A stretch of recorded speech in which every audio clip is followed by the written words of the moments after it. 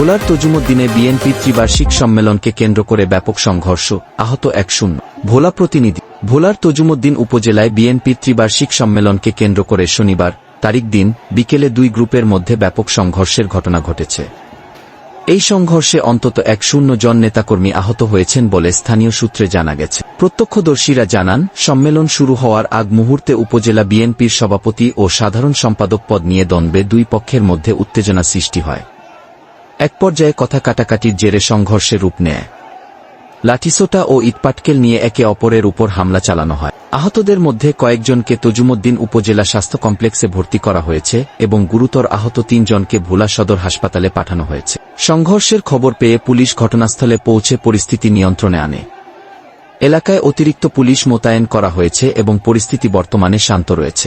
এ বিষয়ে তজুমুদ্দিন থানার officer in charge OC জানান, পরিস্থিতি এখন নিয়ন্ত্রণে আছে।